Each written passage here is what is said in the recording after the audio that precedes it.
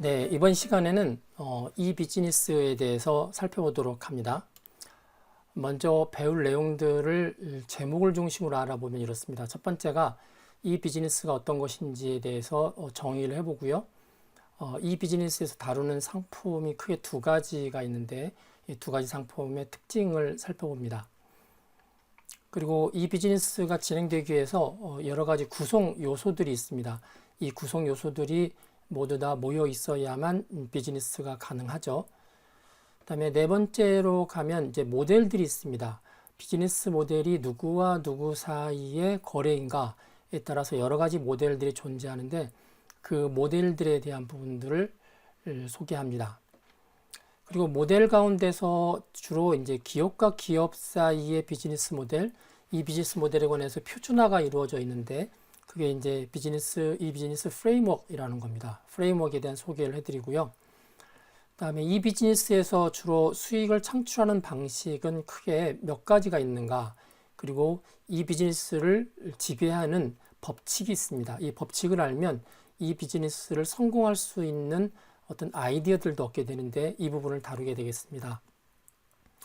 그리고 이 비즈니스의 거래하는 과정, 마지막으로 이 비즈니스를 도와주기 위한 IT 솔루션들이 있습니다. 이 솔루션까지 소개하도록 하겠습니다. 자, 이 비즈니스란 무엇일까? 정의에 대해서 살펴봅니다. 자, 이렇게 정의했습니다. 이 비즈니스란 사이버 공간에서 전자장치를 이용하여 이루어지는 모든 거래 행위. 이 전자장치라고 하니까 컴퓨터 하는 사람들한테는 좀 생소하죠. 지금은 이제 정보 시스템에 의해서 이루어지는 일이라고 바꾸는 게 더 정확한데요. 이전에는 이제 정보 시스템보다는 전자장치로부터 시작했던 게 맞습니다. 그래서 이 비즈니스가 처음에는 여러 가지 회사와 회사 사이에 전기 전자적 장치를 이용해서 업무상에 필요한 정보를 주고받는 데서 시작을 했지만 지금은 이제 인터넷 기반의 이 정보 시스템을 이용해서 이루어지는 부분이 대부분이기 때문에 특별히 이 비즈니스를 이제 정확하게 구분하면 인터넷 이 비즈니스라는 부분들이 최근에 나타났다고 보면 됩니다. 그래서 전통적인 이 비즈니스보다 인터넷 이 비즈니스를 웹 커머스라고 부르기도 하고요. 사이버 커머스라고 부르기도 합니다. 사이버 상거래, 웹 상거래 이렇게 부르기도 하는데 자, 여기에서의 이 비즈니스는 이 인터넷 이 비즈니스를 염두에 두고 있다. 여러분들이 그렇게 생각을 하시면 될 것 같습니다. 자, 간단하게 정의하면 인터넷 등 개방형 전자정보통신망을 통해서 상품을 판매하는 기업과 이를 구매하는 소비자 간에 이루어지는 비즈니스 활동이다 라고 보시면 됩니다. 자, 판매하는 사람이 있고 구매하는 사람이 있죠.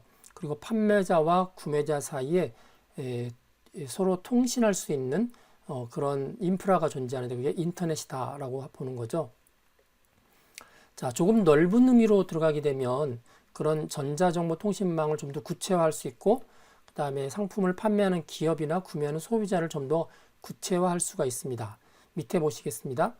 인터넷뿐만이 아니라 팩스, 그 다음에 전자우편, 그 다음에 광속상거래라는 게 있습니다. 칼스라는 건데 영어로는 Commerce at Light Speed, 빛의 속도로 상거래를 한다고 해서 칼스, 우리나라 말로 번역할 때 광속상거래라고 번역을 했습니다. 종이로 송장을 주고 받는 이전의 상거래에 비해서는 정말 빛의 속도로 이루어지기 때문에 이런 전기, 전자, 정보 시스템을 이용한 상거래를 칼스라고 부르던 때가 있었습니다. 그리고 회사와 회사 사이에 문서를 주고받는데 종이로 된 문서가 아니라 전자로 된 문서를 교환하게 됩니다. 이거를 EDI라고 합니다. Electronic Data Interchange, EDI라고 그러죠. 회사와 회사 사이에 EDI가 또 이루어짐을 통해서 이런 인터넷 이 비즈니스가 이제 지속될 수 있었고요. 또 뭐 간단한 파일들 전송, 그 인터넷을 통해서 파일 전송 이런 것 등이 전자정보 통신망을 통해서 어디와 어디 사이에 이루어지냐면 기업과 소비자. 구체적으로 따지면 기업이라 해당되는 앞에 공급하는 기업에는 이제 요즘은 이제 개인도 들어가고요, 정부도 들어갑니다. 그래서 상품, 서비스, 자본 등 유형 또는 무형의 자산을 공급하는 기업이나 개인이나 정부, 그리고 이것을 구매하는 소비자인 기업이나 개인이나 정부 간에서 성립되는 전자상거래다라고 보시면 됩니다. 자, 이 비즈니스에서 다루고 있는 상품을 한번 살펴보도록 하겠습니다. 자, 우리가 흔히 상품이라고 하면 만질 수 있고 이렇게 볼 수 있는 거죠. 그래서 물리적 상품이라고 합니다. 피지컬 굿스라고 합니다. 일상의 생활용품, 뭐 텔레비전, 자동차, 옷 등등 실제로 일상생활에서 실제로 만지고 볼 수 있는 상품을 말하는 건데, 이런 물리적 상품은 시간이 지나면 가치가 떨어지면서 낡거나 그다음에 내구 연한이 다 되거나 그래서 소멸이 됩니다. 이 물리적 상품의 이제 장점이 있는데, 초기 생산 비용이 낮다 그랬는데, 이게 이제 뒤에 나오는 상품, 디지털 상품에 비해서 상대적으로 초기 생산 비용이 낮다는 이야기고요.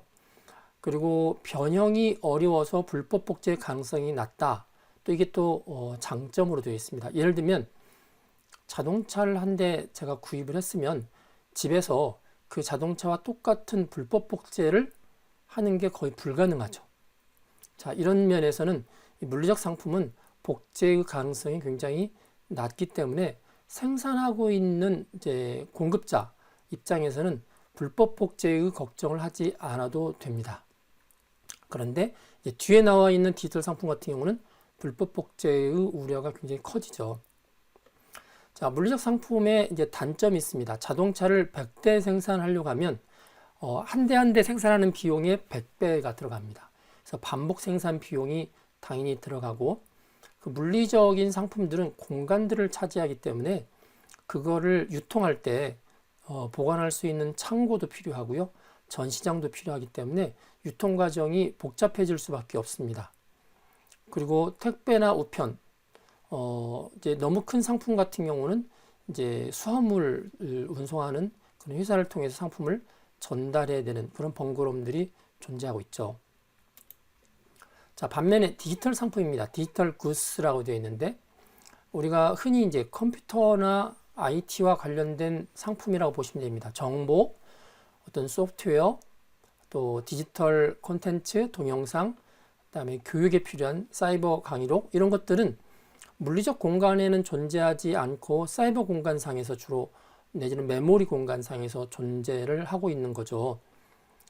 인터넷과 같은 네트워크 서비스를 통해서 이제 전송이 되면서 서비스가 이루어집니다. 자, 앞에 있는 물리적 상품에 비교해서 장점들이 있습니다. 반복 생산했을 때 비용이 대단히 낮습니다. 예를 들면 MS 워드, 예를 들어서 MS 오피스라는 제품을 생각을 해볼게요. 자, 2020년도 제품이 하나 나왔어요. 그러면은 그거를 처음에 만들려고 소프트웨어를 개발하는 비용은 상당히 많이 들 겁니다. 그래서 초기 투자 비용은 상당히 많이 들지만, 반면에 이걸 이제 한 카피, 두 카피, 100카피, 1000카피씩 전 세계에 판매할 때는 한 번 소프트웨어를 만들어 놓으면 복사해서 포장에 넣어서 판매하는 것, 내지는 복사해서 인터넷상에 전송하는 비용밖에 들지 않기 때문에 반복 생산 비용이 당연히 굉장히 낮아집니다. 나중에는 추가로 생산해서 판매하는 그 제품의 가격이 거의 그 제품에 대한 이득하고 거의 맞먹을 정도로 반복 생산에 따른 유용성이 굉장히 크죠. 그 다음에 유통 과정이 단순합니다. 디지털 상품이다 보니까 포장지가 특별히 필요하지 않고요. 그냥 파일을 전송하거나 다운로드 받거나 이렇게 하면서 유통 과정이 굉장히 단순해지고요. 그 다음에 판매를 했는데 일부가 조금 잘못됐어요. 자동차 같으면 잘못됐으면 어떻게 합니까? 리콜하죠.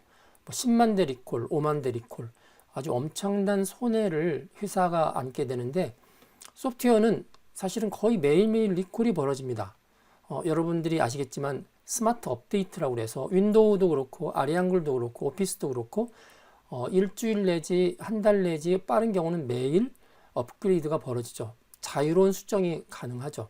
그러면서도 사용자가 계속 그 제품을 사용할 수 있는 장점을 가지고 있습니다. 자, 단점은 앞에서 말씀드리긴 했는데, 초기 생산 비용이 이 물리적 상품에 비해서 높죠. 그리고 또 하나가 불법 복제의 가능성이 매우 높습니다. 그래서 불법 복제를 주로 막기 위해서 키 값을 가지고 컨트롤 하는데, 키 값을 두 개 이상 쓰게 되면 설치가 안 된다든지 뭐 이렇게 하는 거죠. 그러면 이제 또 해킹하는 친구들이 그 키를 풀어버립니다. 키 값을 물어보는 그 설치할 때 물어보는 부분이나 실행할 때마다 키 값이 정상인지 아닌지 체크하는 부분들이 소프트웨어마다 존재하게 되는데, 그런 부분들을 보통은 리버스 엔지니어링이라고 해서 거꾸로 실행 파일을 추적을 해서 어셈블리 코드로 만든 다음에 그렇게 키를 체크하는 소스 코드를 삭제합니다. 그 부분만 삭제하고 다시 컴파일해서 MS 워드나 아리앙글이나 이런 비싼 소프트웨어를 만들어서 복제를 하죠. 그러면은 거의 무한대로 복제가 되고 키값을 체크하지 않기 때문에 걸리지도 않죠. 자, 그런 해킹 기법들을 많이 쓰고 있습니다. 그래서 이제 이커머스, 비즈니스에서는 이런 물리적 상품과 디지털 상품을 다 취급을 하고 있는데, 아무래도 디지털 상품보다는 물리적 상품이 지금까지는 주류를 이루고 있기 때문에 이 비즈니스에서 주된 상품은 물리적 상품이다라고 염두에 두시고 공부를 하시면 좋을 것 같습니다. 자, 이러한 이 비즈니스는 어떤 것들로 구성이 되어 있을까? 비즈니스가 이루어지기 위해서 일반적인 비즈니스가 이루어지기 위해서 하는 거와 거의 비슷한 것들이 인터넷상에서 그대로 다 이루어지고 있습니다. 한번 하나씩 살펴보도록 하겠습니다. 먼저 광고입니다. 자, 비즈니스가 이루어지려면 이러이러한 상품이 있으니까 소비자들한테 광고를 하죠. 신문을 통해서, 텔레비전을 통해서, 잡지를 통해서 주로 광고를 합니다. 자, 이 비즈니스는 역시 인터넷을 통해서 광고를 합니다. 인터넷이란 미디어를 통해서 이루어지는 광고를 인터넷 광고라고 하는데요. 일반적인 제가 앞서 말씀드렸던 오프라인 광고, 신문이나 잡지 광고보다 비용이 훨씬 적게 이루어집니다. 그런데 요즘은 아주 유명한 사이트 같은 경우는 사람들이 많이 몰리는 인터넷 사이트는 사실 광고 비용이 적지 않아요. 오히려 신문이나 잡지보다 더 많을 경우도 있습니다. 그만큼 이전에 비해서 인터넷 광고의 효과가 커졌다는 것을 의미할 수도 있죠. 그리고 광고가 소비자들한테 몇 번 노출됐는지, 노출 빈도수, 그 다음에 그 광고가 노출된 다음에 관심이 있는 소비자는 그 광고를 클릭해서 실제의 사이트를 들어올 수 있죠. 그런 광고의 효과가 있습니다. 심지어 들어올 뿐만 아니라 그 물건을 구매하는 경우도 있죠. 그래서 실시간으로 광고를 인터넷상에 했는데 그게 네티즌들한테 몇 번이나 노출됐느냐, 그 다음에 노출된 다음에 그 실제적으로 사이트를 방문하거나 물건을 구매하는 효과까지는 얼마만큼 있느냐 하는 것들을 실시간으로 측정하기가 용이해서 다른 광고보다 훨씬 더 요즘은 이제 효과가 있는 광고고, 이 비즈니스에서는 따라서 인터넷 광고를 뺄 수가 없게 됩니다. 자, 어떤 광고를 그냥 하는 게 아니라 사실 캠페인이라는 전략을 세워서 합니다. 그래서 캠페인이라는 거는 광고를 시리즈로 엮기도 하고, 때에 따라서는 라디오도 하고 텔레비도 하고 그다음에 인터넷도 하고 전략을 짜게 되는데, 이 캠페인 내용 가운데서 광고할 내용, 광고 내용이 똑같지 않죠. 광고를 다르게 작성을 하기도 하는데, 광고할 내용과 광고한 전략들을 수정하면서 변경하면서 하는 게 인터넷은 가능하다. TV나 잡지 같은 경우는 오래전에 이제 내게 되면, 그 신문 잡지에 내게 되면 나가는 동안에는 수정이 불가능하죠. 그런데 인터넷 광고는 진행 중에도 수정과 변경이 가능하다라는 장점을 가지고 있습니다. 그 다음에 똑같은 광고에 대해서 인터넷에서는 미디어별로 차별할 수 있습니다. 예를 들면 네이버의 같은 광고인데 네이버에 하는 것과, 아니면 카카오톡에 하는 것과, 아니면 사람들이 별로 모이지 않는 어떤 SNS에 하는 거, 각각 차별화된 광고 전략을 수립할 수가 있다. 그것도 아주 빠른 시간 내에. 자, 광고주와 소비자 간의 상호작용 기반의 광고를 한다 그랬는데, 여기는 이제 두 가지가 있습니다. 우리가 흔히 말하는 배너 광고죠. 배너 광고. 여러분들 네이버 같은 데 가면은 이제 첫 장에 보면 그 현수막처럼 생긴 넓은 띠처럼 생긴 게 윗부분도 나와 있고 왼쪽, 오른쪽, 중간 곳곳에 많이 나와 있는데, 특정한 위치에 노출되는 광고를 배너 광고라고 합니다. 그래서 그 배너 광고는 소비자들이 그 배너가 포함되어 있는 화면을 많이 보면 볼수록 그 배너의 가치가 더 높아지겠죠. 광고료가 높아집니다. 그래서 소비자들이 많이 몰리는 곳을 미리 정해서 그 위치에 배너의 위치를 정해서 하는 광고가 있고요. 또 하나는 이제 인터랙티브 미디어라고 그래서 특정한 사람의 취향을 분석합니다. 그래서 A라는 사람이 몇 살이고 여성인지 남성인지 어떤 제품을 좋아하는지를 미리 분석을 하는 거죠. 그래서 그 고객에 맞게끔 그때그때마다 광고를 달리 내보내주는 겁니다. 그것을 보통 타겟팅 광고라고 합니다. 타겟팅. 배너 광고는 인터넷 사이트의 특정한 위치에 얼마나 많은 사람이 모일지를 미리 알고서 그곳에 광고를 내보내는 거고요. 타겟팅은 보는 사람의 성향을 분석해서 보는 사람의 성향에 따라서 다 다르게 광고를 내보내는 게 타겟팅 광고입니다. 물론 이 두 가지를 섞어서 할 수도 있죠. 이런 전문적으로 이러한 배너 광고에 어떤 걸 내보낼 거냐, 타겟팅 광고를 할 거냐, 앞서서 이야기했던 광고의 전략을 수정하고 변경할 거냐 하는 것들을 전문적으로 해주는 시스템이 등장을 했는데 그게 바로 인터넷 광고 관리 시스템입니다. 그래서 인터넷 광고를 위한 전문적인 관리 시스템이고요. 앞서 이야기했던 광고 캠페인을 설정하고 광고 타겟팅을 설정할 수 있고요. 이제 기술적으로 요즘은 이제 스파이웨어, 이전에는 광고하는 거라고 그래서 애드버타이즈먼트 소프트웨어, 그래서 애드웨어라고 했습니다. 요즘은 스파이웨어라고 하고요. 스파이웨어나 웹브라우저의 쿠키 등을 많이 활용을 하고 있습니다. 자, 스파이웨어 그 쿠키가 나왔으니까 간단하게 설명을 한번 드리겠습니다. 자, 인터넷 광고에서 사용되는 기술적 도구라고 그랬습니다. 스파이웨어. 다른 사람의 컴퓨터, 엄밀히 따지면 소비자의 컴퓨터죠. 소비자의 컴퓨터에 잠입해서 중요한 소비자의 개인 정보를 빼내가는 소프트웨어입니다. 스파이와 소프트웨어의 합성이고요. 원래는 이제 온라인 광고 관리 시스템에서 출발했습니다. 처음에 앞서 이야기했듯이 애드버타이즈먼트 소프트웨어, 광고를 위한 소비자 추적 소프트웨어, 애드웨어라고 그랬고요. 또 추적한다는 말 때문에 트래킹이란 말과 연결돼서 트랙웨어 이런 말도 쓰기도 했습니다.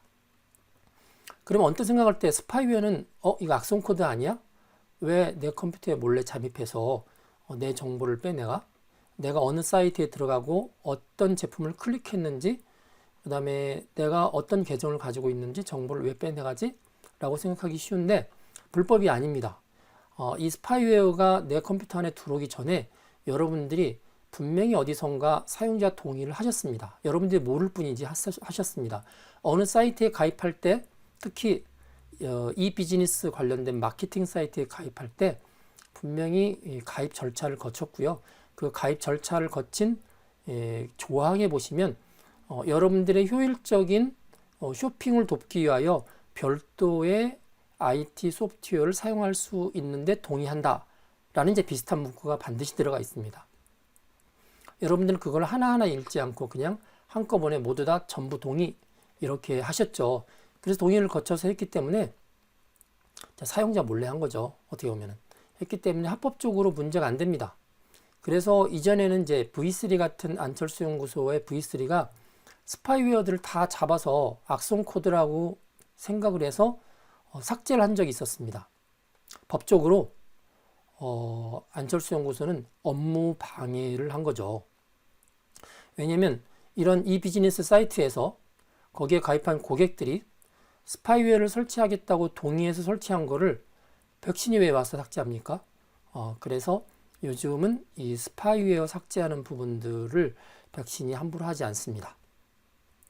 정말 피해를 주는 것들만 악성 코드로 분류해서 하게 되기 때문에 이런 상황에서는 이제 사용자가 좀 더 똑똑해져야 되는 그런 문제가 있죠. 자, 쿠키라는 게 있습니다. 쿠키. 여러분들이 웹사이트에 접속할 때 보시면, 자, 이거는 이 비즈니스와 상관없이 사용하고 있는 기술인데요. 어느 사이트를 접속하고 그 다음에 클릭해서 그 다음 사이트를 접속하고 뭘 따라서 계속 한 사이트를 계속 파고 들어갈 경우에 원래 그 HTTP라는 이제 웹 프로토콜은 보통 커넥션리스 프로토콜이라고 합니다. 한 웹페이지를 보고 그 다음 웹페이지를 볼 때 앞 웹페이지에서 봤던 정보를 이어받지 않습니다. 그냥 독립돼서 계속 보는 거죠. 그러면 내가 첫 화면에서 로그인 했는데 그 다음에 화면을 갔을 때는 앞에서 로그인 했는지 안 했는지를 모르는 거예요. 이게 커넥션 리스라는 특징이거든요. 그러니까 몇 페이지마다 클릭할 때마다 계속 로그인하고 이렇게 해야 되는 거죠. 그래서 야, 이러면 좀 불편하다. 쿠키라는 이제 연락통을 이렇게 둬서 어느 사이트에 들어온 사람들의 기본적인 정보를 쿠키에다가 넣어주고 그 쿠키를 웹사이트마다 웹페이지마다 공유를 하는 거죠. 공유를 하면 앞 페이지에서 내가 로그인을 했어요. 그러면 그 사이트에 로그인한 정보가 쿠키에 들어갑니다. 그러면 이제 로그인한 상태에서 그 다음 페이지를 클릭하면 그 다음 페이지는 쿠키에 있는 정보를 읽어옵니다. 그래서 이 사람이 내 페이지에 들어오기 직전에 앞 페이지에서 로그인을 했구나 라는 것을 아는 거죠. 그렇게 해서 이제 커넥션 리스한 특징을 커넥션 리스가 리스한, 다시 말해서 커넥션이 이루어지게끔 해주기 위해서 쿠키라는 걸 사용하는데요. 이 쿠키에 광고주 입장에서 볼 때는 대단히 중요한 정보가 들어가 있죠. 그래서 이 쿠키를 인터넷 광고에서 많이 사용합니다. 쿠키는 파일의 용량이 굉장히 작고요. 주로 이용자의 방문 정보 흔적을 보관하고 있습니다. 마치 이제 그 과자 부스러기, 동화에 나오는 과자 부스러기 있죠. 자기가 갔던 길들을 돌아올 때 알아보기 위해서 이렇게 부스러기를 놓고 가는 그런 거에 비교해서 쿠키라고 그랬고요. 대부분의 웹브라우저는 쿠키 기능이 있고 사용자가 나는 쿠키 쓰지 않겠다 하면 쿠키를 쓰지 않을 수도 있습니다. 하지만 사용자는 대단히 불편해지겠죠. 그리고 웹사이트를 방문하면 몇 명이 방문했는지 보통 방문자 카운터가 있는데요. 이 쿠키를 쓰지 않게 되면 같은 사람이 같은 방문자 카운터가 있는 그 화면을 계속 릴로드 하죠. 다시 읽어보고 다시 읽기를 1000번 하면 방문자 카운터가 1000번이 늘어납니다. 그럼 사실 한 명이서 웹브라우저를 통해서 릴로드를 1000번 해서 1000명의 카운트를 만들었기 때문에 이게 정확하지 않죠. 이런 경우는 이제 쿠키를 씁니다. 쿠키를 동작을 시키면 어느 한 사람이 들어오면 그 사람이 1000번을 눌러도 그 사람의 쿠키인 것만 알면 이건 사용자는 한 번밖에, 릴로드를 1000번 했어도 한 번밖에 카운트가 되지 않죠. 그래서 정확한 통계를 낼 때도 이 쿠키를 사용하게 되는 거죠. 이커머스에서는 이 쿠키가 대단히 그래서 중요합니다. 특정 웹사이트를 방문한 이용자가 어떤 것을 정보를 검색했고 어떤 상품을 구매했고 뭐를 어떻게 결제했고 이때 접근했던 계정 정보나 IP 주소가 뭐고를 알고 있으면 그 다음에 이 사람이 들어왔을 때 어떻게 합니까? 그 사람의 쿠키 정보들을 활용해서 이 사람이 무엇을 구매하기 원하는지 어떤 계정을 가졌는지를 이용해서 그 다음번에 광고나 마케팅 하는데 대단히 유용하게 됩니다. 자, 이번에는 인증 시스템에 대해서 알아보겠습니다. 자, 이 비즈니스를 하기 위해서 광고를 보고 사람들이 들어왔어요. 그러면 뭐 대부분 다 가입을 한 이제 가입자들이 주로 구매를 많이 하고요. 어떤 경우는 가입하지 않은 경우도 구매를 하긴 하죠. 하지만 이거든 저거든 당사자인지를 확인을 하는 게 대단히 중요하죠. 당사자가 아닌데 이 비즈니스 하는 사업자를 속여서 물건을 주문할 수도 있고 그렇기 때문에 사용자라는 이야기는 이제 고객이죠. 보통 이제 정보 보안에서는 주체라고 합니다. 서브젝트. 어떤 주체가 누구인지 구분합니다. 예를 들어서 김명주다. 그럼 이 사람이 김명주인지 구분하는 거죠. 이걸 아이덴티피케이션이라고 그럽니다. 다음에 첫 번째는 그 사람인지 아닌지를 확인하죠. 아이덴티피케이션을 먼저 하고요. 김명주라는 걸 확인하고 자, 김명주라는 이름으로 들어왔어요. 소비자가 들어왔어요. 그러면 정말 이 사람이 김명주 본인인지 아니면 홍길동이 김명주를 흉내내는 건지 확인을 해야 되죠. 그거를 Authentication, Authorization이라고 합니다. Authentication, 우리나라 말로 인증이라고 하고 Authorization은 인가라고 하는데 참 구분하기 힘들죠. 자, 인증이라는 거는 김명주라는 사람한테 이제 패스워드를 물어보죠. 너 진짜 김명주야? 너 다른 사람 아니야? 그럼 그 사람이 알고 있는 패스워드를 물어봅니다. 그래서 패스워드를 물어봐서 패스워드가 동일하면 Authentication이 된 거죠. 인증이 된 겁니다. 그리고 그렇게 인증이 된 사람한테 김명주면 고객이 VIP 고객이다. 아니면 아직은 이제 한 번도 구매하지 않은 고객이다에 따라서 그 사람이 접근할 수 있는 사이트나 그 사람이 결제하는 방법이나 여러 가지 권한들이 막 달라지죠. 그런 부분들까지 이제 추가로 허용해 주는 게 authorization입니다. authentication을 통과한 사용자한테 그 사용자에 걸맞는 어떤 이커머스 시스템의 출입 권한을 허용을 해주는 거죠. 이런 절차를 통틀어서 크게 보면 인증 시스템이다라고 이야기하고, 이렇게 하기 위해서 뭐 사용자의 아이디와 패스워드, 권한 이런 것들을 관리해주는 인증 서버라는 것을 별도로 두고 사용자 인증에 관한 제반 정보를 관리하게 됩니다. 자, 이게 그 사람이 아니냐 확인하는 건 대단히 중요하죠. 여기 authentication이라고 이야기를 했습니다. authentication의 방법이 여러 가지가 있는데 지금 밑에 제가 4가지를 소개했어요. 그 중에서 위에 3가지가 가장 중요합니다. 첫 번째, 어떻게 그 사람인지 아닌지 확인하느냐.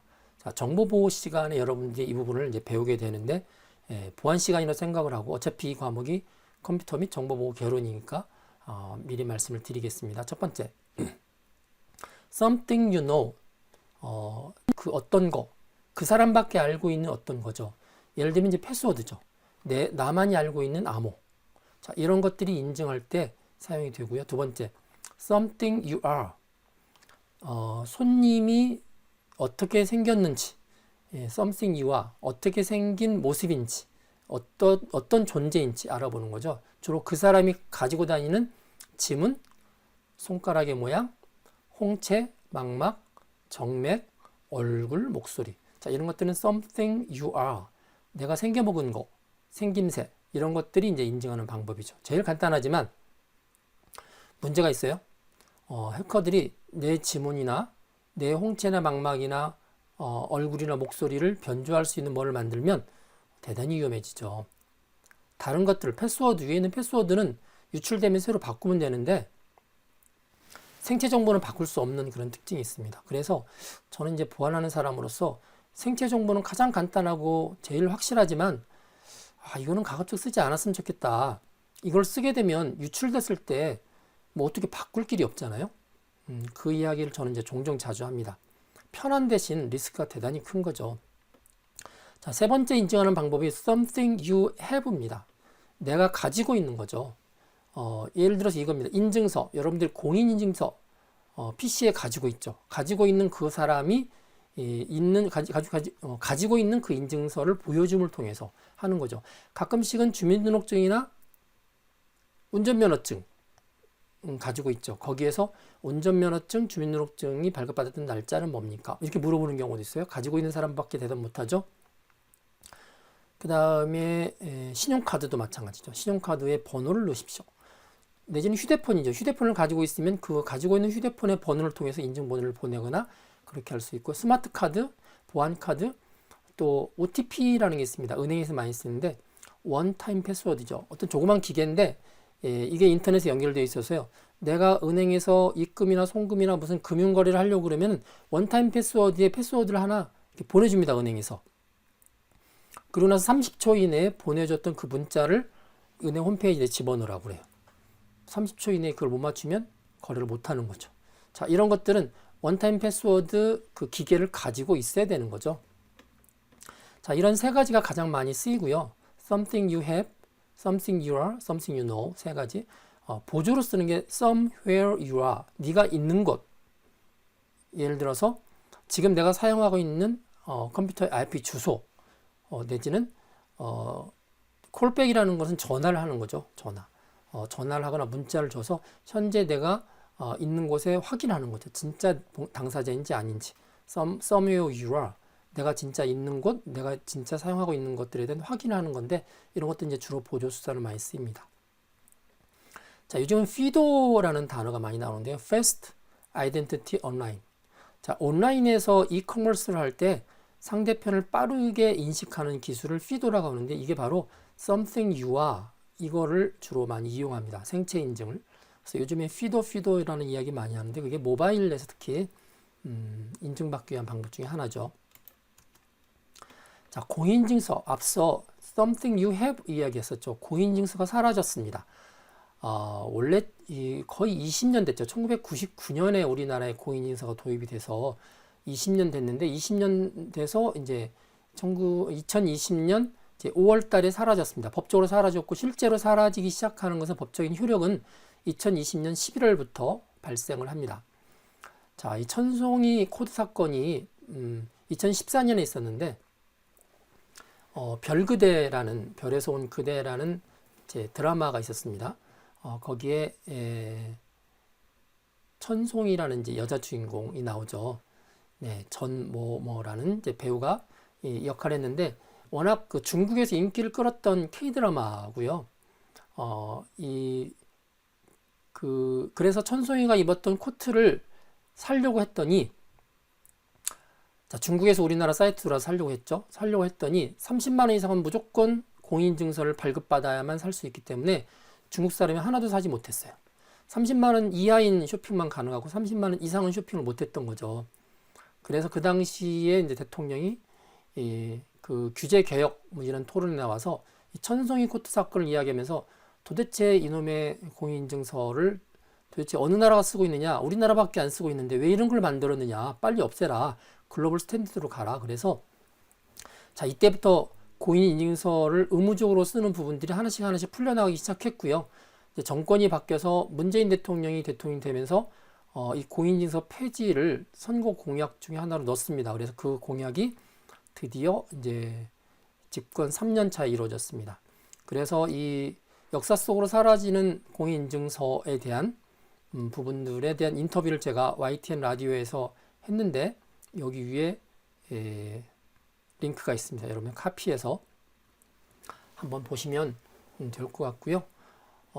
그리고 아마 강의 계획서에서 이 그림에 링크를 걸어놨으니까 링크를 따라 가시면 좋을 것 같습니다. 참고로 말씀드리면 공인인증서를 폐지했다는 게 아니고요. 공인인증서에 공인이란 말을 폐지한 겁니다. 인증서는 앞서 이야기했지만 인증이라는 거는 필요하잖아요. 인증을 하는 것 중에서 인증서를 이용하는 방법들은 대단히 좋은 방법이거든요. Something you have 이렇게 되어 있잖아요. 다만 공인인증서가 다른 사설인증서에 비해서 너무나 권력이 많았어요. 그리고 국가 공무원들이 이 공인인증서만을 썼고 그래서 공인인증서의 공인자를 폐지한 거죠. 그래서 다른 인증서, 민간인증서, 사설인증서 중에 하나로 공인인증서의 위상을 이렇게 떨어뜨린 겁니다. 그래서 여러 개의 사설인증서 중에 하나에 들어가서 너희들이 경쟁을 해라. 자, 소비자가 공인인증서를 썼던 그 인증서가 불편하면 점점 안 쓰겠죠. 사라지는 겁니다. 사라지는 겁니다. 우리나라에 이 공인인증서 발급기관이 5개가 있는데 이 5개의 기업이 발등에 불이 떨어졌죠. 이전에는 공인인증서라는 국가의 법이 자기들의 밥그릇을 보장을 해줬는데 이제부터는 무한 경쟁이 들어가 있습니다. 특히 요즘은 이제 사람만 인증받는 게 아니라 사물 인터넷 시대에는 사물과 사물이 통신합니다. 통신하면서 어떤 걸 요구하고 요구를 받고 사람의 개입을 통하지 않고요. 그게 이제 4차 산업혁명이죠. 그러면 내가 자동차에다가 뭘 지시했더니 자동차가 우리 집에 있는 뭐 다른 어떤 물건한테 지시를 해요. 그러면 집에서 볼 때는 집에 있는 어떤 시스템이 볼 때는 자동차는 사람이 아니죠. 근데 뭔가 자동차가 뭘 지시하면 이게 도대체 그 뒤에 있는 나라는 사람과 동등한 권한이 있다는 것을 인증을 해야 되잖아요. 그렇게 이제 사물 인터넷 간의 인증이 좀 대단히 많아지죠. 그래서 앞으로 이제 인증은 굉장히 큰 사업 영역 중에 하나라서 국가에서 그런 이제 무한 경쟁을 위해서 풀어주는 사건이다라고 보시면 될 것 같습니다. 자, 이번에는 이제 그렇게 하고 나서 뭐가 있나요? 결제를 하죠. 점점 이제 소액 전자지불 시스템이 보편화가 되는데 요즘 이제 핀테크라는 말이 나옵니다. 핀테크, 파이낸스 재정이죠. 테크놀로지 기술이죠. 금융 재정인데 금융 서비스를 IT 테크놀로지와 연결해서 제공해 주는 건데요. 금융 서비스를 모바일 인터넷 환경으로 옮긴 것이라고 되어 있는데 결제가 어인가요? 아인가요? 요거는 이제 서류를 결제하는 거고 밑에가 아마 금융 결제하는 결제가 맞는 것 같습니다. 결제, 대출, 주식, 송금, 자산관리 이런 많은 부분들의 금융 서비스를 모바일 환경에서 할 수 있도록 기술적으로 지원해 준 것을 핀테크라고 그 중에 중요한 게 이제 결제가 있죠. 자금 결제가 있습니다. 그래서 제로페이, 여러분 아시는 카카오페이, 네이버페이, 삼성페이 등등등등 이거 전부 다 핀테크 기술 중에 하나입니다. 자, 사기가 존재하죠. 금융사기가 존재합니다. 그러다 보니까 요즘은 fraud detection system이라고 해서 사기를 자동으로 발견하는 IT 시스템 솔루션들이 요즘 많이 나오고 있습니다. 이전에는 사람이 했어요. 사람이. 예를 들면 이렇습니다. 어떤 사람이 신용카드를 결제를 하는데 영국에서 결제를 했어요. 이 사람 분명히 서울에서 살고 있는데, 자, 그러면은 결제한 장소가 현재 그 사람이 거주하고 있는 주소하고 너무나 멀리 떨어져 있죠. 자, 그런 경우가 사기로 많이 발견될 수 있습니다. 이런 것들은 이제 사람이 하려면 시간이 많이 걸리고 피곤하니까 시스템에 의해서 하는 게 바로 FDS고요. 이런 FDS가 많이 나오고 있습니다.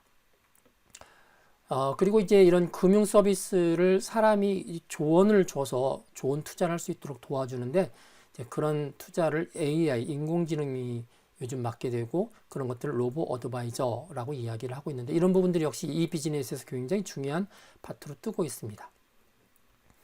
자, 앞서서 이야기한 거는 비즈니스뿐만 아니라 뭐 일반적인 이 비즈니스 다 중요한 거지만, 특별히 이 비즈니스이기 때문에 더 중요했던 부분을 제가 앞에 소개를 했죠. 광고 관리 시스템, 그다음 인증 시스템, 결제 시스템. 그리고 이제 본격적인 게 바로 구매와 물류 배송입니다. 자, 구매는 온라인으로 하지만 물류 배송은 대부분 다 오프라인으로 이루어지죠. 여러분들 쿠팡 뭐 잘 아시겠지만 쿠팡, 그다음에 11번가, 지마켓 전부 다 오프라인으로 택배를 통해서 배송을 통해서 이루어지죠. 물론 일부 디지털 상품은 온라인으로 배송을 합니다. 오프라인을 통하지 않고 아주 빠른 시간 내에 배송을 하죠. 대개는 쿠폰들이죠. 쿠폰과 같은 디지털 상품이고요. 이 비즈니스에 있어서 물류나 배송 시스템은 대단히 중요한 부분들이지만, 이거는 이제 주로 IT에서 본격적으로 다루지 않고 주로 경영 쪽에서 많이 다루는 그런 주제 중에 하나입니다. 자, 이상으로 이 비즈니스의 주요 개념과 거기서 다루고 있는 상품, 그리고 이 비즈니스를 구성하는 요소들에 대해서 알아보았습니다.